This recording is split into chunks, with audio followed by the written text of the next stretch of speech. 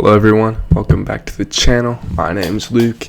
Thanks for joining me on my journey to grow mentally, spiritually, financially, and physically, as well as documenting my progress and journey along the way so that I can give the most practical and relatable advice. So without further ado, let's get into today's video. Alright, so this morning we're going to be going through chapters 3 and 4 of Rich Dad Poor Dad.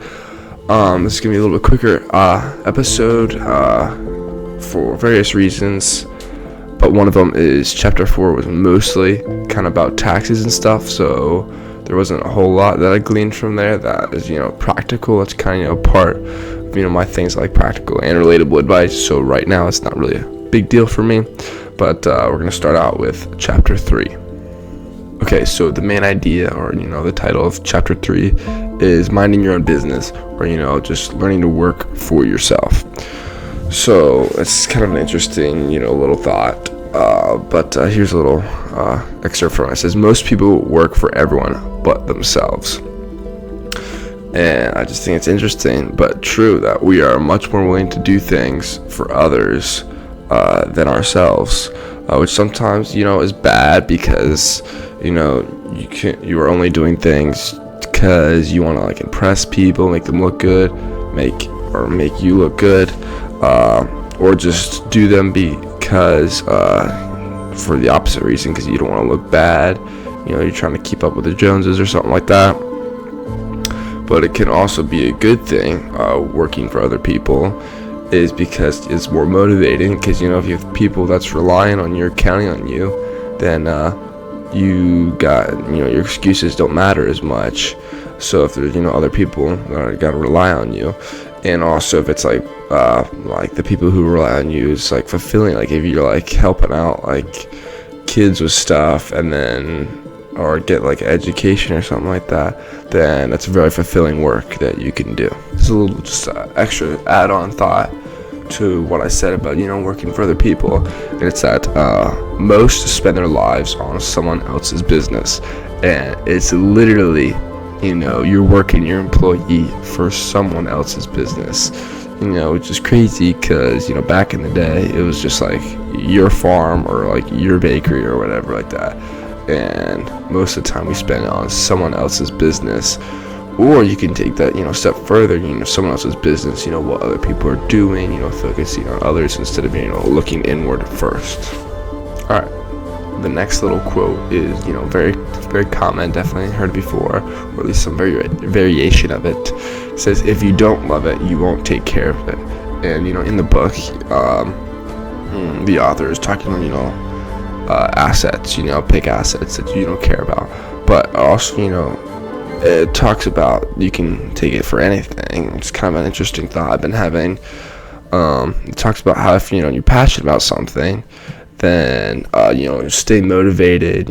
People say they love their job. They never work a day in their lives, and it's just great because they love what they do. But then also, I think I heard this quote from Alex Hormozi. It says, if you start doing something and work on it, then you'll get better at it and like it because you're good at it.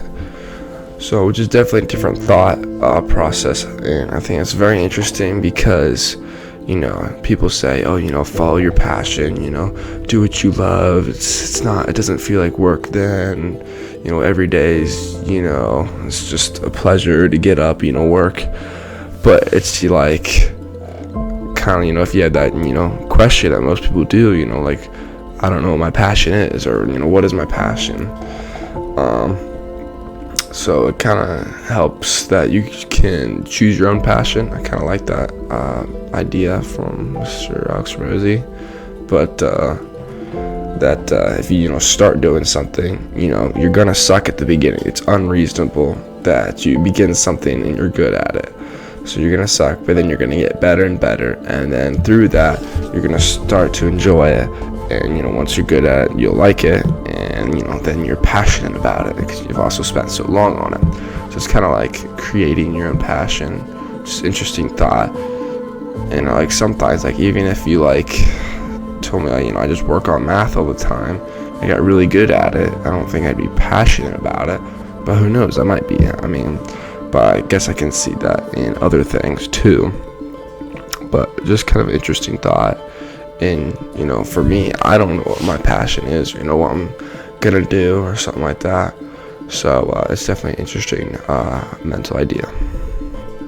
Alright, this last little tidbit for chapter 4 says, to become financially secure, a person needs to mind their own business.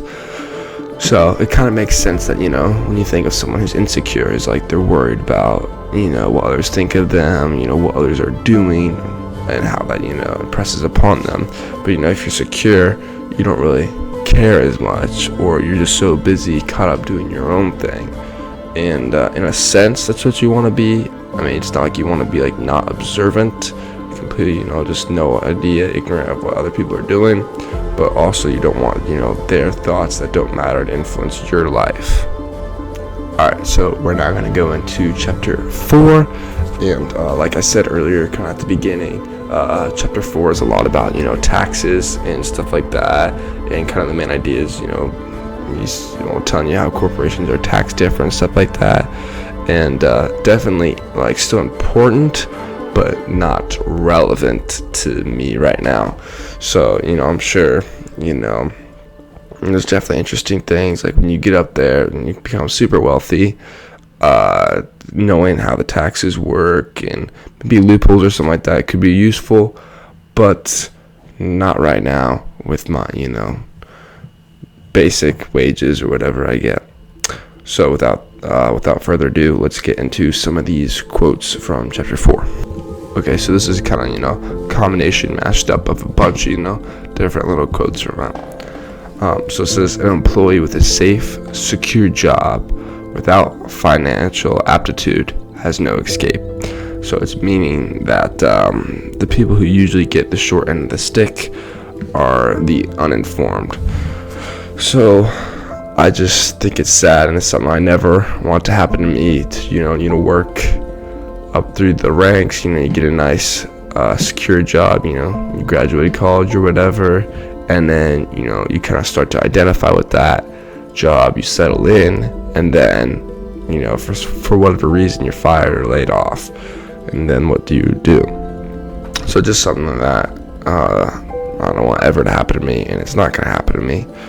But it's definitely something that's interesting, and kind of goes back to the idea, I guess, if you're ignorant, it makes you easy to be bullied. So when it says bullied, in this one, since chapter 4 is mostly about taxes, it's kind of talking about how you don't know, you're ignorant of the tax laws. It's easy to get all your money taken by taxes, but it's also just in general, if you don't know your stuff, then it's easy for people to take advantage of you. Okay, so this next little quote I just thought was really funny and true. So he says, by relying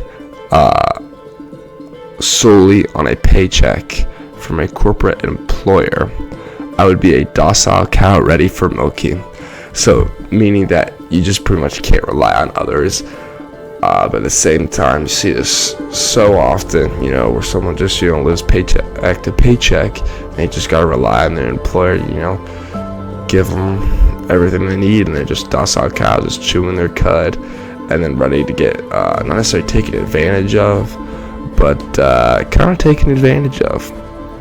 So I think that's a really interesting analogy. Alright, so this is a last little section from chapter 4 that I thought was really interesting. So the quote is, why not own the ladder? So this comes from a section where the author is talking to, I think it's Rich Dad, about working up the corporate ladder and stuff like that. And the Rich Dad is like, why not just own the ladder? Which is just, I love thoughts or mindsets like that just like, just they're so outside the box and the norm, and you don't think of that. And just the creativity behind it, and it's inspiring. And when you start to think outside the box like that, that's when real opportunity is created. So that's it for kind of my thoughts and different perspectives on chapter 3 and 4 of Rich Dad Poor Dad. happy that I'm making my way through this book, going back over it, because I like circled or highlight things or different questions I had, and it's really interesting, and it also helps you remember. So I like that a lot. I would have added chapter 5 in this video, except chapter 5 is pretty good, so that would have been like a lot longer, and I kind of wanted to keep this one a little bit shorter. Also, for this entire video, I've just been in between little sections, been checking my email, because it's super foggy this morning, and I really hope that we have a delay for school. So fingers crossed we get a delay for school. But with that, I'll see you in the next video. Thanks. Have a good one.